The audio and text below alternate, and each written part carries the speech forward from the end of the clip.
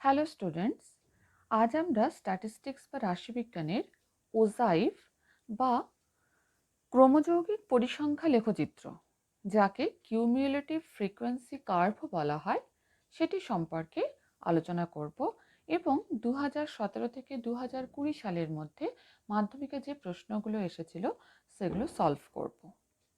আমরা স্ট্যাটিস্টিক্স বা রাশিবিজ্ঞানের মিন বা যৌগিক গড়, মিডিয়ান বা মধ্যমা এবং সংখ্যাগুরু মান বা মোড সম্পর্কে আগেই আলোচনা করেছি। আজ আমাদের আলোচনার বিষয়বস্তু ওজাইভ। প্রথমেই আসি, ওজাইভ ব্যাপারটা কি।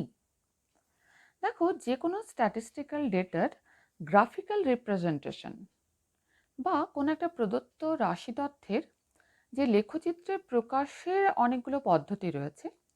তার মধ্যে একটা হলো হিস্টোগ্রাম বা স্তম্ভলেখ, যেটা আমরা ক্লাস 8-এ শিখেছি। দ্বিতীয় হলো ফ্রিকোয়েন্সি পলিগন বা পরিসংখ্যা বহুভুজ, যেটা ক্লাস 9-এ শিখেছি। এবং তৃতীয় হলো ওজাইভ বা ক্রমযৌগিক পরিসংখ্যা লেখচিত্র, যেটা সম্পর্কে আমরা এখন আলোচনা করব। এই যে গ্রাফিক্যাল রিপ্রেজেন্টেশন বা লেখচিত্রে যদি কোনো একটা প্রদত্ত স্ট্যাটিস্টিক্যাল ডেটা বা রাশি তথ্যকে প্রকাশ করা যায়, তাহলে তা থেকে খুব সহজেই কিন্তু অনেক বিষয় সম্পর্কে জানা যায়। ওজাইভ মূলত দুই প্রকার। দেখো, ক্ষুদ্রতর সূচক ওজাইভ, এটাকে বলা হয় ogive of less than type, এবং বৃহত্তর সূচক ওজাইভ, যাকে বলা হয় ogive of more than type. ক্ষুদ্রতর সূচক ওজাইভ বলতে আমরা কি বুঝি? কোনো একটা স্ট্যাটিস্টিক্যাল ডেটা বা প্রদত্ত রাশি তথ্যের ক্ষুদ্রতর সূচক ক্রমযৌগিক পরিসংখ্যা ছক তৈরি করে যদি তাকে লেখচিত্রের সাহায্যে প্রকাশ করা হয়, তাহলে তাকে বলা হয় ক্ষুদ্রতর সূচক ওজাইভ। তাহলে প্রথম কাজ হলো যে যে স্ট্যাটিস্টিক্যাল ডেটা দেওয়া আছে তার ক্ষুদ্রতর সূচক ক্রমযৌগিক পরিসংখ্যা ছক তৈরি করতে হবে। এরপর তাকে লেখচিত্রের সাহায্যে প্রকাশ করতে যদি আমরা পারি, তাকেই বলা হয় ogive of less than type বা ক্ষুদ্রতর সূচক ওজাইভ। একইভাবে বৃহত্তর সূচক ওজাইভ কাকে বলে দেখো, প্রদত্ত রাশি তথ্যের এক্ষেত্রে যে পরিসংখ্যা বিভাজন ছকটা তৈরি করব সেটা কিরকম? সেটা হলো বৃহত্তর সূচক ক্রমযৌগিক পরিসংখ্যা ছক। এটা তৈরি করে যখন তাকে লেখচিত্রের সাহায্যে প্রকাশ করা হয়, তাকে বলা হয় ogive of more than type বা বৃহত্তর সূচক ওজাইভ। তাহলে যদি আমরা ক্ষুদ্রতর সূচক ক্রমযৌগিক পরিসংখ্যা ছক তৈরি করি এবং তাকে লেখচিত্রের সাহায্যে প্রকাশ করি, সেটা হলো ogive of less than type বা ক্ষুদ্রতর সূচক ওজাইভ। এবং যদি আমরা প্রদত্ত রাশিতত্ত্বের বৃহত্তর সূচক ক্রমযৌগিক পরিসংখ্যা বিভাজন ছক তৈরি করি এবং তাকে লেখচিত্রের সাহায্যে প্রকাশ করি, তাকে বলা হয় ogive of more than type. কিভাবে ক্ষুদ্রতর সূচক ক্রমযৌগিক পরিসংখ্যা বিভাজন ছক বা বৃহত্তর সূচক ক্রমযৌগিক পরিসংখ্যা বিভাজন ছক তৈরি করা হয়, সেটা আমি অঙ্ক করার সময় তোমাদের বোঝাচ্ছি। এই যে দুই প্রকার ওজাইভ, এর যে কোনো একটা থেকেই তোমরা কিন্তু মধ্যমা নির্ণয় করতে পারো সূত্রের সাহায্য ছাড়া। আমরা সূত্রের সাহায্যে মধ্যমা নির্ণয় করতে শিখেছি। সূত্রের সাহায্য ছাড়াও কিন্তু এই দুটো রকম ওজাইভের যে কোনো একটা থেকে আমরা মধ্যমা নির্ণয় করতে পারবো। কিভাবে, সেখানে এবার আমরা আসি। ওজাইভ নির্ণয়ের পদ্ধতিগুলো পরপর একটু বলে দিই। দেখো, যদি কোনো একটা প্রদত্ত তথ্য শ্রেণী অন্তর্ভুক্ত পদ্ধতি বা ইনক্লুসিভ ফর্মে থাকে, তাহলে প্রথমেই তাকে শ্রেণী বহির্ভূত পদ্ধতি বা এক্সক্লুসিভ ফর্মে পরিবর্তিত করে নিতে হবে। এটা আমরা শিখেছি যৌগিক গড় বা মিন নির্ণয়ের ক্ষেত্রে। যদি অসুবিধা হয় সেটা একবার দেখে নিও। 2 নম্বর পয়েন্ট হচ্ছে যে আমাদের ক্রমযৌগিক পরিসংখ্যা বিভাজন ছক তৈরি করতে হবে। 3 হলো নির্দিষ্ট স্কেল ব্যবহার করে লেখচিত্রের এক্স অক্ষ বরাবর শ্রেণীসীমা এবং ওয়াই অক্ষ বরাবর পরিসংখ্যা চিহ্নিত করতে হবে। 4 নম্বর পয়েন্ট হলো এক্স ও ওয়াই অক্ষ বরাবর স্কেল কিন্তু আলাদাও হতে পারে। 5 নম্বর পয়েন্ট হলো যদি শ্রেণীসীমা 0 থেকে শুরু না হয়, তাহলে একটা জিগজ্যাগ কার্ভ অঙ্কন করে নিতে হবে, যেটা প্রমাণ করবে বা দেখাবে যে স্কেলটা ওখানে ব্রেক হয়েছে। এরপর লেখচিত্রের পয়েন্টগুলো চিহ্নিত করতে হবে এবং হাতে করে সেই পয়েন্টগুলোকে যুক্ত করতে হবে। তাহলেই কিন্তু আমরা ওজাইভ বা ক্রোমোযৌগিক পরিসংখ্যা লেখচিত্র পেয়ে যাব। এরপর আসি আমরা মাধ্যমিক 2017-তে যে প্রশ্নটি দিয়েছিল সেটি সম্পর্কে। দেখো 15 নম্বর প্রশ্ন, নিচের তথ্যের ক্রোমোযৌগিক পরিসংখ্যা বৃহত্তর সূচক তালিকা তৈরি করে ছক কাগজে ওজাইভ অঙ্কন করো। তাহলে আমরা দেখলাম যে প্রথম স্টেপ হচ্ছে যে প্রদত্ত তথ্য ইনক্লুসিভ ফর্ম বা শ্রেণী অন্তর্ভুক্ত পদ্ধতি অথবা এক্সক্লুসিভ ফর্ম বা শ্রেণী বহির্ভূত পদ্ধতিতে কোনটিতে আছে আগে দেখে নাও। আমরা দেখতে পাচ্ছি শ্রেণীসীমা দেওয়া আছে 0 to 5, তারপর 5 to 10, অর্থাৎ এক্ষেত্রে শ্রেণীসীমা কিন্তু এক্সক্লুসিভ ফর্মেই দেওয়া আছে। 2 নম্বর পয়েন্ট ছিল কনস্ট্রাক্ট আ কিউমুলেটিভ ফ্রিকোয়েন্সি টেবিল, মানে পরিসংখ্যা বিভাজন ছক তৈরি করা। তাহলে ছকটা তৈরি করে ফেলি। দেখো ছক তৈরি করতে প্রথমেই আমরা লিখব, এপাশে লিখব শ্রেণী বা শ্রেণী সীমা শ্রেণী, আর এখানে লিখব প্রথমে লিখব শ্রেণী, আর এপাশে লিখব বৃহত্তর সূচক ক্রমযৌগিক পরিসংখ্যা। এবারে বৃহত্তর সূচক ক্রমযৌগিক পরিসংখ্যা নির্ণয় করা যায় কিভাবে? দেখো বৃহত্তর সূচক মানে এখানে সবগুলোই হবে বেশি। তাহলে দেখো 0 থেকে 5-এর মধ্যে শ্রেণীসীমা, তাহলে এটাকে আমি লিখতে পারি 0-এর বেশি, 0 বা তার বেশি, 0 বা 0-এর বেশি। এক্ষেত্রে ক্রমযৌগিক পরিসংখ্যা কত হবে? এখানে ব্যাপারটা বুঝে নাও। 0-এর বেশি ক্রমযৌগিক পরিসংখ্যা মানে 0-এর বেশি সব পরিসংখ্যাগুলোকে একত্রে নিতে হবে। তাহলে 0-এর বেশি পরিসংখ্যা মানে সব পরিসংখ্যাগুলোই আসছে, 4 যুক্ত 10 যুক্ত 15 যুক্ত 8 যুক্ত 3 যুক্ত 5। তাহলে আমরা পাচ্ছি কত? 45 বা 45।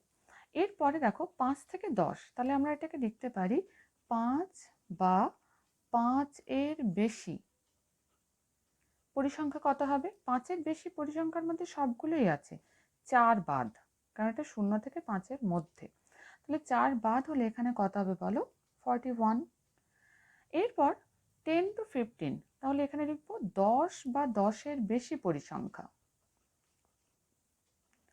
এক্ষেত্রে ক্রমযৌগিক পরিসংখ্যা কত হবে বলো? 15 প্লাস 8 প্লাস 3 প্লাস 5, মানে টোটাল 41 থেকে 10 বাদ। তাহলে 5 থেকে 10টা বাদ যাবে তো, তাহলে 10 বাদ গেলে এটা হবে কত? 31। এরপর 15 to 20, তাহলে এখানে কি লিখবো বলো? 15 বা 15-এর বেশি। ক্রমযৌগিক পরিসংখ্যা কত হচ্ছে বলো? 15-এর বেশি মানে 8 প্লাস 3 প্লাস 5, 8 আর 3 11 আর 5 16, 16, তাই তো? এরপর আছে 20 to 25, তাহলে এখানে লিখবো 20 বা 20-এর বেশি পরিসংখ্যা। দেখো 3 প্লাস 5 মানে 8, আর 25 to 30, তাহলে এখানে লিখবো 25 বা 25-এর বেশি ক্রমযৌগিক পরিসংখ্যা, মাত্র 5 জনের, তাই তো? তাহলে এই হলো আমার ক্রমযৌগিক পরিসংখ্যা ছক, বৃহত্তর সূচক ক্রমযৌগিক পরিসংখ্যা ছক। এরপর এটাকে লেখচিত্রে আমাদের প্লট করতে হবে। তাহলে লেখচিত্রে প্লট করতে গেলে প্রথমেই আমরা একটা গ্রাফ পেপার নেব। সেক্ষেত্রে খেয়াল করো এক্স অ্যাক্সিস এবং ওয়াই অ্যাক্সিস এখানে প্রথমেই দেখাতে হবে। তাহলে স্কেল নিয়ে আমরা প্রথমে এপাশে টানবো ওয়াই অ্যাক্সিস,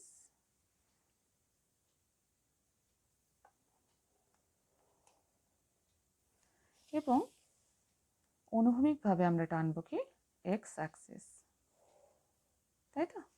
তাহলে লিখতে পারি, দেখো এটা হলো ও, নিচে চলে যাবে এটা, তাহলে এটা হলো এক্স, আমরা জানি অনুভূমিক লাইনটা হচ্ছে ও এক্স, এই পাশটা হলো এক্স ড্যাশড, নিচে হলো ওয়াই ড্যাশড, আর ওপরে হলো দেখো ওয়াই, তাই তো? এইভাবেই আমরা গ্রাফ প্লট করি। এরপর স্কেলটা নিতে হবে। তাহলে আমার এই যে এক্স অক্ষ বরাবর আমরা নেব শ্রেণীর সীমা, যেহেতু এখানে কিছু দেওয়া নেই, শ্রেণীর সীমা লেখা আছে, তাই আমরাও লিখলাম শ্রেণীর সীমা। শ্রেণীর সীমা ছকে দেখো কিভাবে আছে, 0 to 30, তাহলে 0 to 5, 5 to 10, আমাকে 0 থেকে 30 পর্যন্ত যেতে হবে। তাহলে ছক কাগজে 30 পর্যন্ত নিতে গেলে স্কেলটা কিভাবে নেব? দেখো এটা 10, এটা 20, এটা 30 যদি নিই, তাহলে কি একটা ছোট্ট বর্গক্ষেত্রকে যদি আমরা 1 ধরি তাহলেই আমরা ছকটা সুন্দর পেয়ে যাচ্ছি। দেখো 1 2 3 4, এটা 5 6 7 8 9 10, তাহলে 10, এটা 20, এটা 30, তাহলে সুন্দরভাবে পাওয়া গেল। মাঝে 11 12 13 14 15, এখানে 20-র পর 21 22 23 24 25, তাই তো? বড় করে যে দাগগুলো দেখো, এটা 10, এটা 20, এটা 30। তাহলে এক্স অক্ষ বরাবর যে স্কেলটা নিলাম সেটাকে আমরা লিখতে পারি, এক্স অক্ষ বরাবর যে স্কেলটা আমরা পেলাম সেটাকে লিখতে পারি যে ক্ষুদ্রতম বর্গক্ষেত্রের এক ঘর সমান আমি নিলাম 1, তাই তো? আচ্ছা, এরপর y অক্ষ বরাবর স্কেলে আসি। দেখো এখানে পরিসংখ্যাটা দেখতে হবে, ক্রমযৌগিক পরিসংখ্যা। মোট ক্রমযৌগিক পরিসংখ্যা কত? 45। তাহলে ছক কাগজে আমাকে 45 পর্যন্ত নিয়ে যেতে হবে। তাহলে কিভাবে করব দেখো, এখানে যদি 0 থেকে শুরু করি তাহলে দেখো এটা 10 20 30 40, সুন্দর যাওয়া যাচ্ছে। তাহলে এখানে এটাকে করব 10, এটা হলো 20, এটা হলো 30, এটা হলো 40, তাহলে এই বরাবর 50, মানে 1 2 3 4 5, এটা হলো 45। আমার 45 পর্যন্তই দরকার। এরপর পয়েন্ট কোনগুলো নেব? তাহলে এটা হলো কি আমার ক্রমযৌগিক পরিসংখ্যা। এই পাশটা আমি পেলাম ক্রমযৌগিক পরিসংখ্যা। যদি অঙ্কে অন্য কিছু দেওয়া থাকে, ছাত্র সংখ্যা বা কোনো কিছু, তাহলে সেটাও তোমরা এখানে লিখতে পারো। এরপর আমরা চলে আসবো দেখো পয়েন্টগুলোতে। পয়েন্টগুলো কিভাবে পাবো?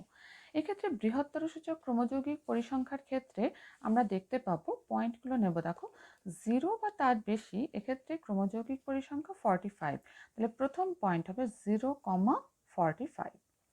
এরপর 5 বা 5-এর বেশি, ক্রমযৌগিক পরিসংখ্যা 41, তাহলে লিখতে পারি 5,41।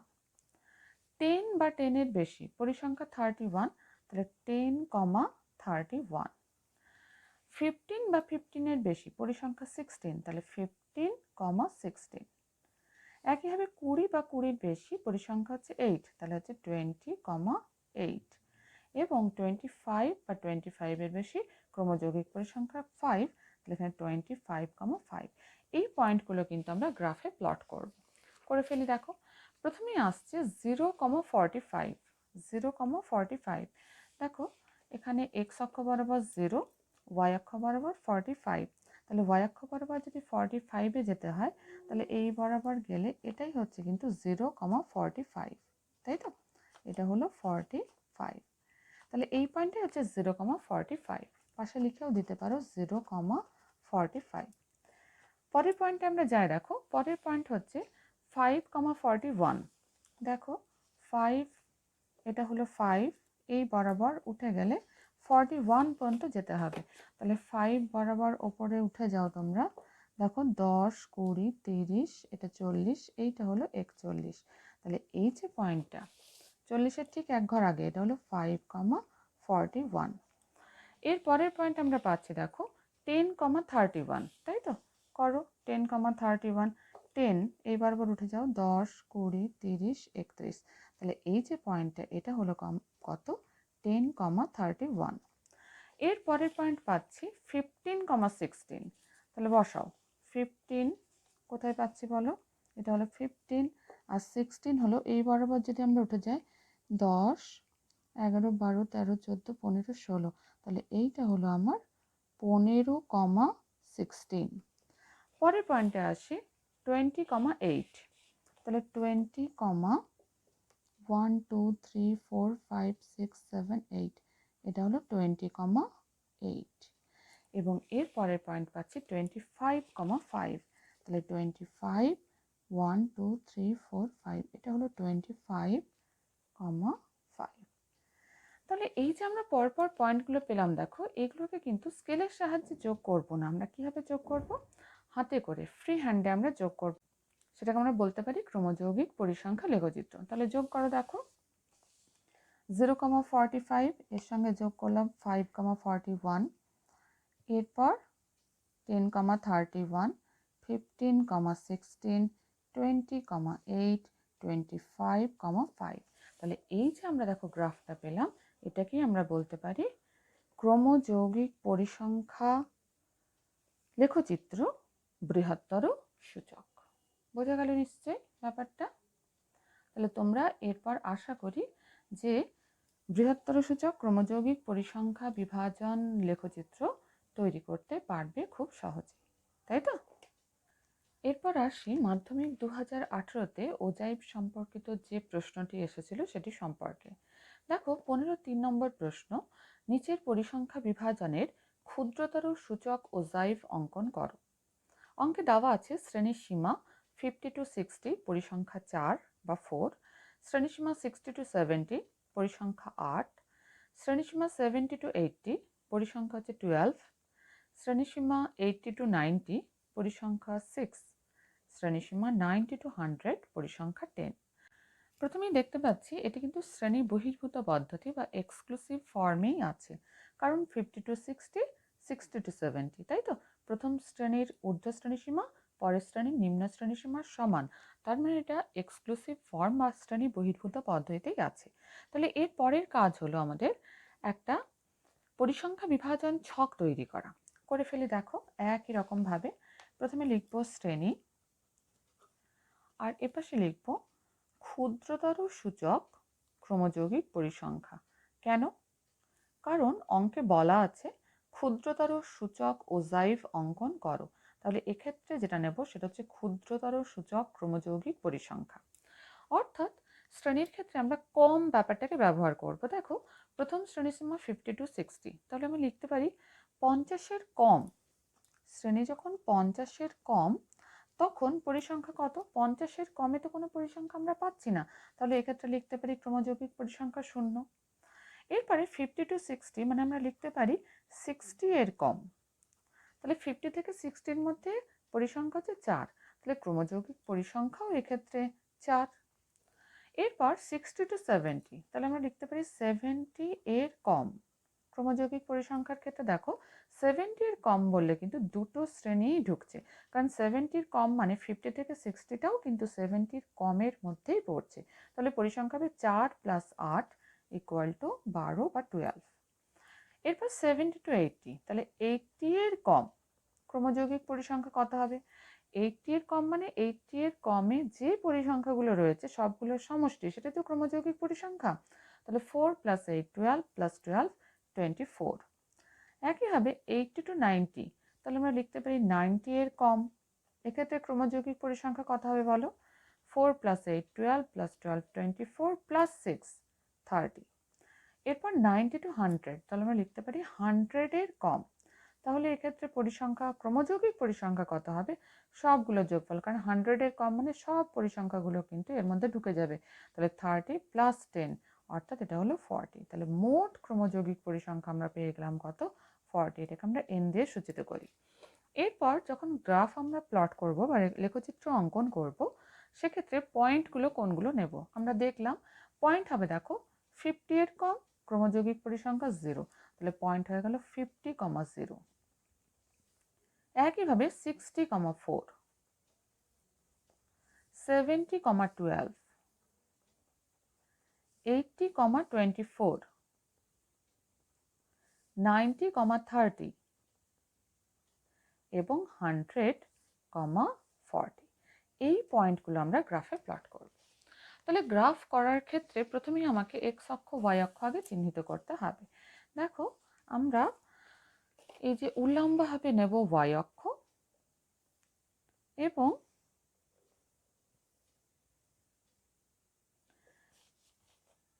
অনুভূমিকভাবে আমরা নেব কি? x অক্ষ। তাহলে অনুভূমিক অক্ষটাকে নেব, যেটাকে আমরা বলবো x অক্ষ। নিয়ে নাও, এটা হলো x অক্ষ। আমরা জানি যে পয়েন্টে কাট করে সেটা হচ্ছে O বা মূল বিন্দু। এটাকে আমরা x লিখি, ক্যাপিটাল X, এপাশে হচ্ছে ক্যাপিটাল X ড্যাশড, নিচে হচ্ছে y ড্যাশড, আর উপরে হলো y। এরপর আমাকে স্কেলটাকে ফিক্সড করতে হবে। দেখো x অক্ষ বরাবর আমরা সবসময় নিই কি? শ্রেণীর সীমা। তাহলে এখানে আমরা নেব শ্রেণীর সীমা, কারণ অঙ্কে অন্য কিছু বলা নেই, শ্রেণীর সীমা কথাটাই ব্যবহার করা হয়েছে। এবং y অক্ষ বরাবর আমরা কি নেব বলো? ক্রমযৌগিক পরিসংখ্যা। এটা নেব ক্রমযৌগিক পরিসংখ্যা। এরপর আসি, দেখো শ্রেণীর সীমা কত থেকে কতর মধ্যে রয়েছে, তাহলে সেই অনুযায়ী আমাকে ছকটা তৈরি করতে হবে। 50 to 100। তাহলে এখানে আমাদের 0 থেকে শুরু হয়েছে। যদি 0 থেকে শুরু করি 10, 20, 30, 40, 50 অনেক দূরে চলে যাচ্ছে, তাই তো? তাহলে 50 যদি আমরা এখান থেকেই শুরু করতে চাই, তাহলে আমরা কি করব? সামনে একটা কিন্তু এইভাবে, এটাকে বলা হয় কিঙ্ক বা জিগজ্যাগ লাইন। এটা বোঝায় যে এই যে আমরা স্কেলটা নিচ্ছি সেটা কিন্তু এখানে ব্রেক হয়ে রয়েছে, 0 থেকে এটা শুরু হয়নি। তাহলে 50 থেকে যদি শুরু করতে হয় 5-এর ঘরে নাও, এটাকে ধরলাম 50। তাহলে এটা 50 থেকে যেতে হবে কত দূর আমাদের? 100 পর্যন্ত। 60, 70, 80, 90, 100। তাহলে 50, এটাকে নাও 60, এটা হচ্ছে 70, এটা হলো 80, এটা হলো 90, আর এটা হলো 100। ঠিক আছে? তাহলে আরও 5 ঘর, 1, 2, 3, 4, 5, এটা হবে আমার 110। তাহলে এখানে স্কেলটা কিভাবে নিলাম দেখো, আমার ক্ষুদ্রতম বর্গক্ষেত্রের 1, 2, 3, 4, 5 ঘর সমান এখানে নিলাম শ্রেণীসীমা 10, তাই তো? আমরা লিখতে পারি এক্স অক্ষ বরাবর আমরা কি নিলাম? ক্ষুদ্রতম বর্গক্ষেত্রের 5 ঘর সমান 10। এরপর ওয়াই অক্ষ বরাবর কিভাবে নেব দেখে নিই। ওয়াই অক্ষ বরাবর পরিসংখ্যা দেখো আমার রয়েছে যে ক্রমযৌগিক পরিসংখ্যা ম্যাক্সিমাম হচ্ছে 40। তাহলে এখানে 40 পর্যন্ত যেতে গেলে আমরা যদি এটাকে নিই 10, 20, 30, 40, তাহলে কোনো অসুবিধা নেই। এক্ষেত্রে ক্ষুদ্রতম বর্গক্ষেত্রের 10 ঘর সমান 10। তাহলে ওয়াই অক্ষ বরাবর ক্ষুদ্রতম বর্গক্ষেত্রের 1 ঘর সমান কিন্তু আমরা কত নিয়েছি বলো? 1। তার মানে 10 ঘর সমান 10 মানে 1 ঘর সমান 1, আর এখানে 5 ঘর সমান 10 এক্স অক্ষ বরাবর, মানে 1 ঘর মানে কত হচ্ছে এখানে? 2, তাই তো? আচ্ছা, এরপরে প্লট করি। কোন পয়েন্টগুলো প্লট করব আমরা আগেই দেখে নিয়েছি। দেখো 50,0, তাহলে 50,0 মানে এক্স অক্ষ বরাবর 50, ওয়াই অক্ষ বরাবর 0, এক্স স্থানাঙ্ক 50, ওয়াই স্থানাঙ্ক 0, তাহলে এটাই হলো আমার 50,0। এরপর 60,4, এক্স অক্ষ বরাবর 60, ওয়াই অক্ষ বরাবর 1, 2, 3, 4, কারণ এটা 1 ঘর মানে 1, তাহলে এটা হলো 60,4।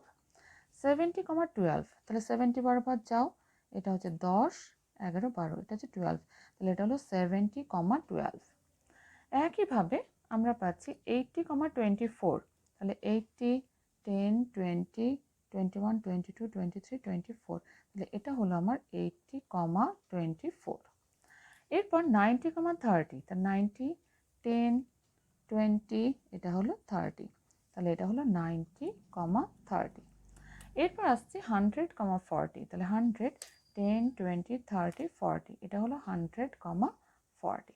তাহলে খেয়াল করো আমরা কিন্তু সমস্ত পয়েন্টগুলো লেখচিত্রে প্লট করে নিয়েছি বা লেখচিত্রে চিহ্নিত করে নিয়েছি। এরপর শেষ কাজ হলো কি? হাতে করে যুক্ত করা। এটা কিন্তু স্কেল দিয়ে যুক্ত হবে না, আমরা হাতে করে যুক্ত করব। তাহলে হাতে করে যুক্ত করলে গ্রাফটা কিরকম দাঁড়াচ্ছে দেখো।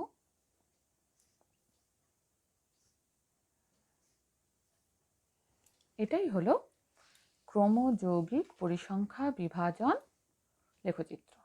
বোঝা গেল? ক্ষুদ্রতর সূচক। তাহলে এই অঙ্কে আমরা ক্ষুদ্রতর সূচক ওজাইভ আমরা অঙ্কন করে ফেললাম। এরপর অঙ্কে দেওয়া নেই, কিন্তু এই জায়গা থেকে কিভাবে মধ্যমা নির্ণয় করতে হয় সেটা তোমাদের একটু শিখিয়ে দিই। দেখো, এক্ষেত্রে মধ্যমা নির্ণয়ের নিয়ম হলো মোট ক্রমযৌগিক পরিসংখ্যা দেখতে হবে। এখানে মোট ক্রমযৌগিক পরিসংখ্যা কত বলো? 40। তাহলে n/2 কত হলো? 20, তাই তো? মোট ক্রমযৌগিক পরিসংখ্যা বাই 2, এটা আমি পাচ্ছি 20। তাহলে এই যে আমরা গ্রাফটা অঙ্কন করেছি এর 20 ক্রমযৌগিক পরিসংখ্যা 20, এই বরাবর আমরা কি করব? একটা অনুভূমিক লাইন টানবো এক্স অক্ষের সমান্তরালে। সেটা এই যে গ্রাফটা যেটা আমরা অঙ্কন করেছি, লেখচিত্রটা ক্ষুদ্রতর সূচক ওজাইভ যেটা আমরা অঙ্কন করেছি, তাকে যে পয়েন্টে কাট করলো সেই পয়েন্ট থেকে আমরা একটা উল্লম্ব রেখা টানবো কার উপর? এক্স অক্ষের ওপর। তার মানে এই রেখাটা ওয়াই অক্ষের সমান্তরাল হবে, এক্স অক্ষের ওপর টানলাম। যে পয়েন্টে এক্স অক্ষকে ছেদ করলো সেই যে পয়েন্টের নাম দিলাম পি, এই পি এর স্থানাঙ্কই হলো নির্ণেয় মধ্যমা। 70 আর 80 মাঝখানে রয়েছে এখানে দেখো।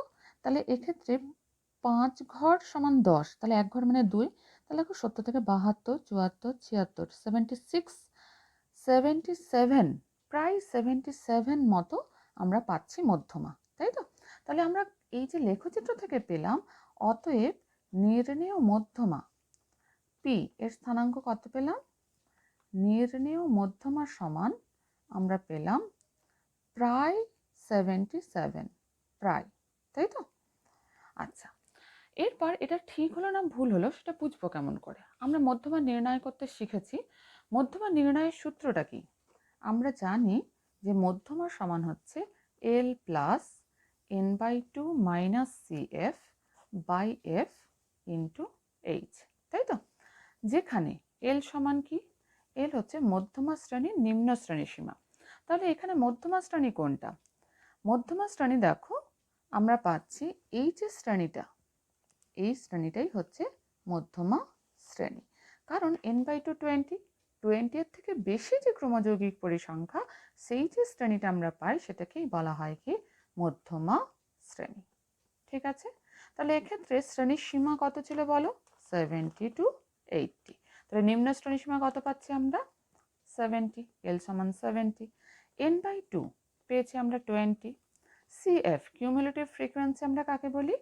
যে মধ্যমা শ্রেণীর আগের শ্রেণীর ক্রমযৌগিক পরিসংখ্যা, এটা হলো 12। F মধ্যমা শ্রেণীর পরিসংখ্যা, সেটা কত হচ্ছে আমার?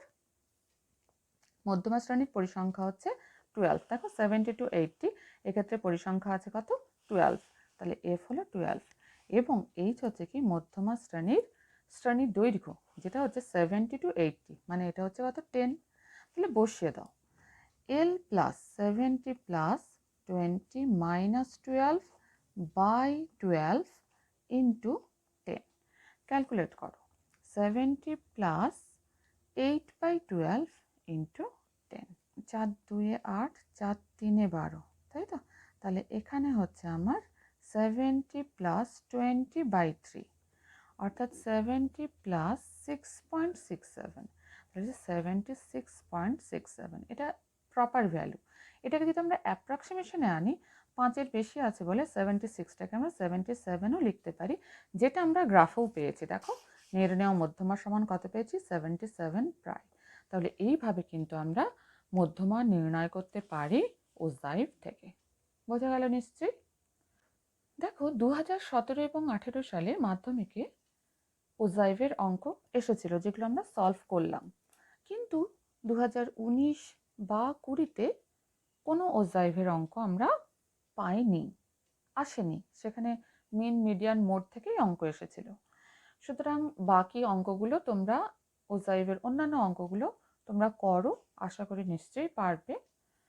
এরপরে আমরা হাইট অ্যান্ড ডিস্টেন্স সম্পর্কে আলোচনায় আসব।